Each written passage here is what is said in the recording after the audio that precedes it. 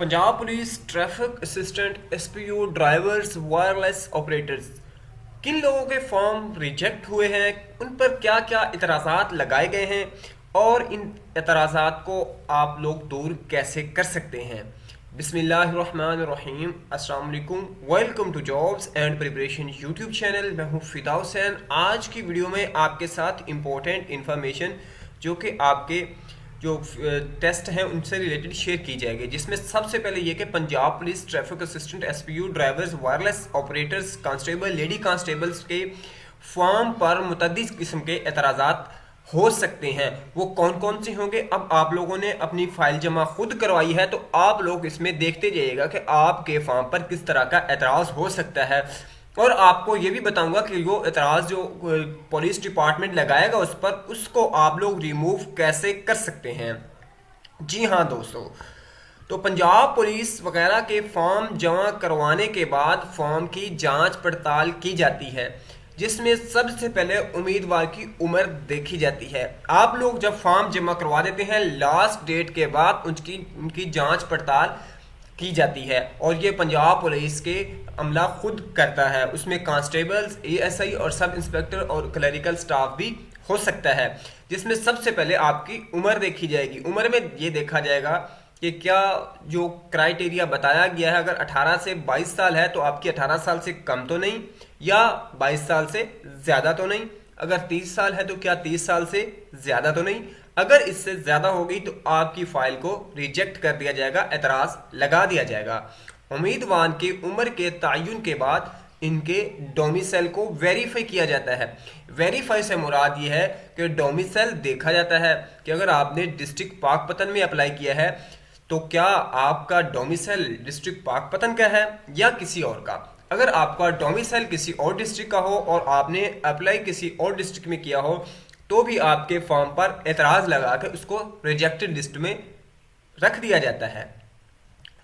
उसके बाद उम्मीदवारों की तालीमी इसनाद को चेक किया जाता है कि आया उम्मीदवार की तालीमी काबिलियत इश्तिहार में रखी गई शर्त के मुताबिक है या नहीं।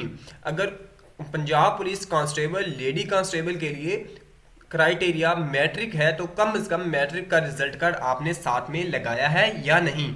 और अगर मैट्रिक में उन्होंने 50% मार्क्स रखे हैं तो क्या आपके 50% मार्क्स हैं या 50% से कम है।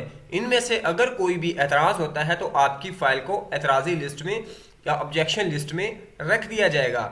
उसके बाद उम्मीदवार ने साथ में बयाने हल्फी लगाया है या नहीं। जिन उम्मीदवारों के बयाने हल्फी साथ में नहीं लगे होंगे उनको भी रिजेक्टेड लिस्ट या ऑब्जेक्शन लिस्ट में डाल दिया जाएगा।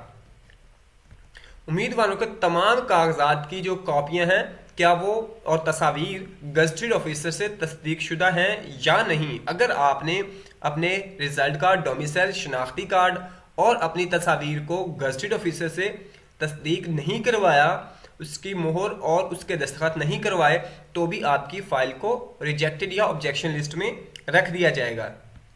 अगर उम्मीदवार माइनॉरिटी कोटा या पुलिस कोटा पर अप्लाई कर रहे हैं या उसके अलावा साबका फौजी के कोटे पर अप्लाई कर रहे हैं तो क्या उसके मतलूबा कागजात जो कि इश्तिहार में बताया गया था वो आपने अपनी फाइल के साथ लफ किए हैं या नहीं। अगर उनको साथ में अटैच नहीं किया तो भी उस पर एतराज़ लगा दिया जाएगा। अब आ गया इससे भी अहम बात, क्या इन एतराज़ात को दूर किया जा सकता है।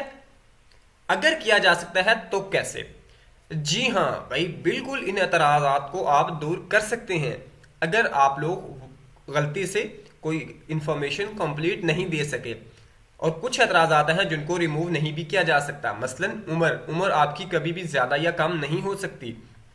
अगर गलती से लिखी गई हो तो हो सकता है, अदरवाइज नहीं हो सकता। तो इसमें क्या होता है कि अगर मंदरजा बाला जो हमने ऊपर जिक्र किए हैं इनमें से किसी किस्म का भी कोई एतराज़ होगा तो फिजिकल टेस्ट से पहले एतराज़ी लिस्ट लगा दी जाती है, ऑब्जेक्शन लिस्ट पुलिस लाइन के बाहर लगा दी जाती है, और उन उम्मीदवारों को कॉल के जरिए भी मतला कर दिया जाता है कि आपके फॉर्म पर फला फला एतराज़ात हैं, आप आकर उसको दूर करवा लें।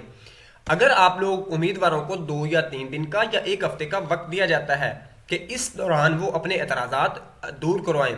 जो उम्मीदवार एतराज़ात दूर करवा लेंगे ان کو فزیکل ٹیسٹ کی لسٹ میں شامل کر دیا جائے گا اور باقی لوگوں کی فائلز کو مکمل طور پر ریجیکٹ کر دیا جائے گا۔ اگر آپ لوگوں کو اپنی فائل پر اعتراض کا خطرہ ہے، آپ کو لگتا ہے کہ کوئی چیز ساتھ میں آپ نے مسنگ ہے آپ کی فائل کے ساتھ، تو آپ پہلے سے ہی اس جو آپ کے کاغذ مس ہے یا کوئی بھی چیز مس ہے تو اس کو اپنے پاس محفوظ رکھ لیں، تاکہ اگر آپ کا نام بھی آبجیکشن لسٹ میں آتا ہے تو آپ اس کو وہاں پہ جمع کروا کر اپنا اعتراض دور کروا کے اپنی فائل ایکسیپٹڈ لسٹ میں شامل کروا سکیں۔ ان دعاؤں کے ساتھ کہ اللہ پاک تمام امیدواروں کو کامیاب فرمائے، آمین ثم آمین۔ اگلی ویڈیو میں ملتے ہیں۔